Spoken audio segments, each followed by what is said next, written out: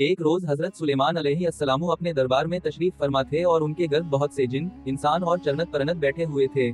دربار میں بیٹھے لوگوں میں ایک آدمی بھی موجود تھا۔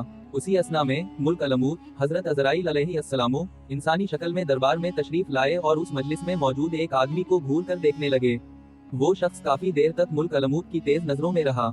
اس کے بعد حضرت عزرائیل علیہ السلام خاموشی سے دربار سے چلے گئے۔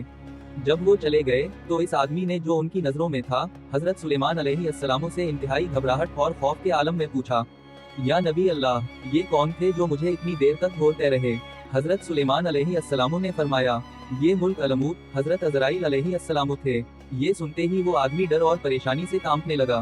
وہ سمجھ گیا کہ اس کے گھورنے کا مطلب یہ ہے کہ میرا وقت پورا ہو چکا ہے۔ خوف کے مارے اس شخص نے حضرت سلیمان علیہ السلام سے التجا کی، یا نبی اللہ، آپ کو اللہ نے ہواؤں پر حکم دینے کا اختیار دیا ہے۔ آپ ہوا کو حکم دیجئے کہ وہ مجھے فوراً یہاں سے اٹھا کر مشرق کے ایک بہت دور دراز مقام پر چھوڑ آئے تاکہ میں ملک الموت کی نظروں سے بچ جاؤں۔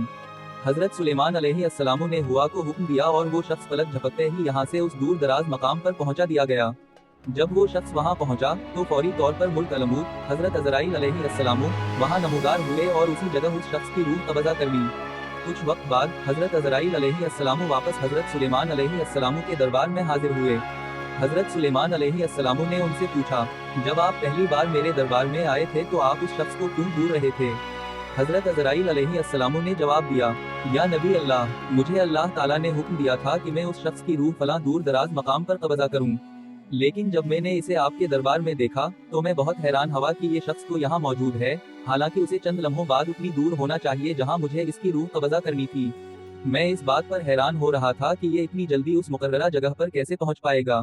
یہ واقعہ تقدیر کے اٹل ہونے اور موت کا وقت و مقام مقرر ہونے کی حقیقت کو واضح کرتا ہے۔